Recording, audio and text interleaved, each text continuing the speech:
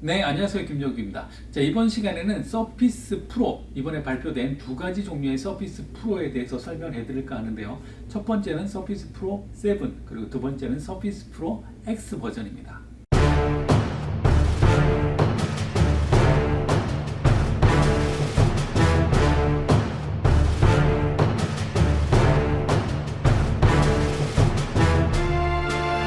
자, 첫 번째는 서피스 프로 7입니다.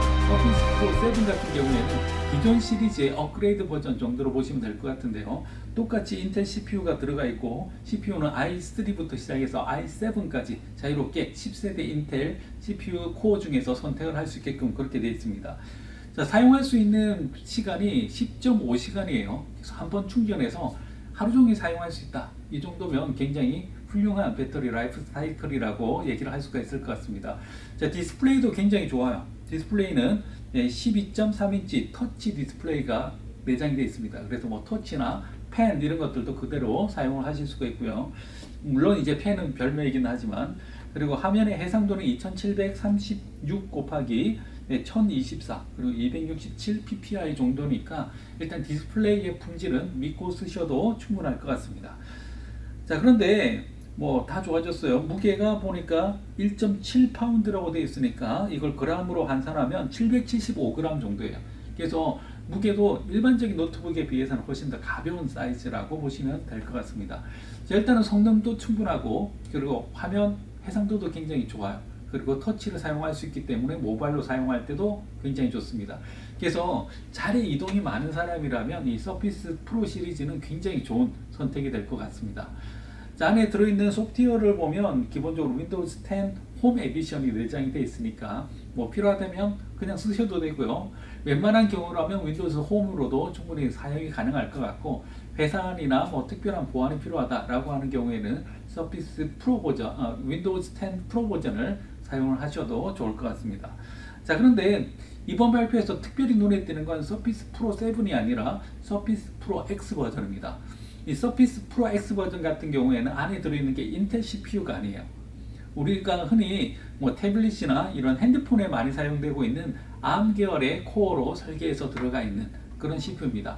ARM 계열 같은 경우에는 전원 관리가 굉장히 용이하죠. 그래서 오랫동안 사용할 수가 있고요. 다음에 항상 켜져 있기 때문에 통신과 항상 연결이 되어 있거나 하는 커넥티드 디바이스를 만들 때 ARM 계열은 굉장히 중요하게 보고 있어요. 마이크로소프트도 ARM 계열에 대한 중요성을 일찍이 알고 있어서 서피스의 거의 조상이라고 할 수 있는 서피스 RT 모델에서 이미 ARM 계열의 CPU를 사용한 적이 있습니다. 그때는 이제 엔비디아의 ARM 계열의 코어를 사용을 했는데 두 가지 문제가 있었어요. 첫 번째는 소프트웨어 전체가 그 윈도우즈 10 앱으로 만들어서 스토어에서 다운받은 앱만 실행이 가능하다는 게 문제였죠.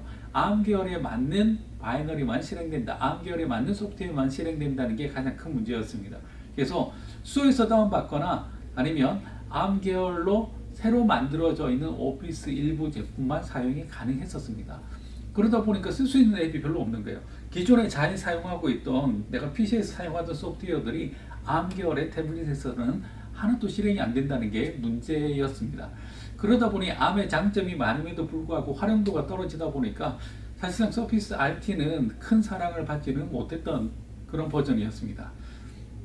자, 그런데 이번에 또다시 ARM 계열을 들고 나왔던 이유는, 제가 지금 손에 들고 있는 이 제품 같은 경우에는 삼성에서 나온 PC예요. 삼성에서 나온 PC고 갤럭시북 2라고 하는 PC입니다. 여기도 윈도우즈 10이 깔려 있고요.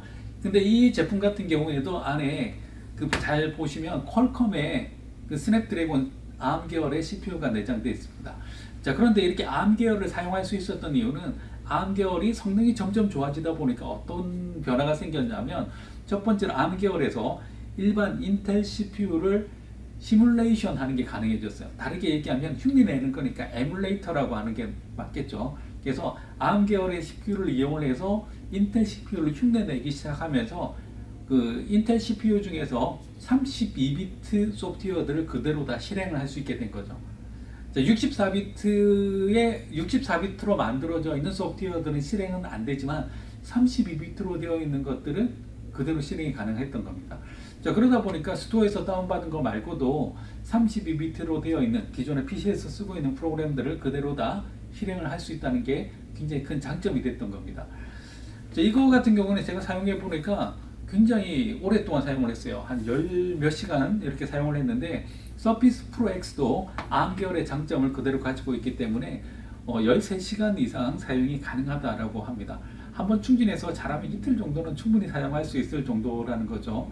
다음에 그 안에 있는 CPU 자체가 그 퀄컴하고 같이 협력해서 마이크로소프트가 디자인한 칩셋을 사용을 한다고 합니다. 이름이 SQ1이라고 하는 ARM 베이스드 칩셋인데요. 이게 ARM 계열이기 때문에 또 퀄컴하고 같이 작업을 했기 때문에 LTE가 기본적으로 연결이 굉장히 용이하게 되어 있습니다. 그래서 우리가 부팅하거나 이런 게 아니라 그냥 태블릿처럼 이렇게 누르면 바로 이렇게 켜져 있고 그리고 통신이 연결되어 있는 그런 디바이스로 만들기에 굉장히 좋아졌다는 거죠. 그래서 서피스 프로 X 같은 경우에는 무게는 크게 가벼워지지는 않았지만 사용하는 사용감 자체는 굉장히 가벼워졌다는 거죠. 그리고 오랫동안 사용을 할 수가 있고, 근데 한 가지 고민을 해보셔야 되는 게 내가 아주 많이 사용하는 프로그램이 64비트 버전밖에 없다라고 하면 일단은 사용 대상에서 제외를 하셔야 될 것 같고요. 일단 32비트로도 제공이 된다. 일반적으로 우리가 사용하고 있는 뭐 오피스 제품이나 아니면 뭐 크롬 브라우저 이런 것들은 다 32비트 버전이 그대로 제공이 됩니다. 그래서 그런 경우에는 굉장히 가볍고 그리고 오랜 배터리 사용을 보장하는 서피스 프로 X를 그대로 사용을 하실 수가 있을 것 같습니다. 자, 이렇게 비교를 해놓고 보니까 그럼 이게 언제쯤 나오느냐 이렇게 생각할 수도 있는데 서피스 프로 7 같은 경우에는 미국 현지에서 10월 22일 이번 달이죠. 10월 22일 발표가 될 예정이고요. 그 다음에 서피스 프로 X 같은 경우에는 11월 중에 발매가 될 예정이라고 합니다. 자, 한국의 출시 시기는 아직까지 정확하게 모르겠지만 일단은 미국에서는 올해 안에 둘 다 바로 시장이 나온다고 하니까 기대를 해보셔도 좋을 것 같습니다. 자, 앞서서 얘기했던 서피스 듀오, 그 다음에 서피스 네오 이런 것들은 내년 말이고요. 서피스 프로 7 그리고 서피스 프로 X 버전 같은 경우에는 올해 안에 둘 다 시장에서 만나보실 수 있을 것 같습니다. 자, 이상으로 제가 서피스 프로 7과 X에 관한 이야기를 드렸습니다.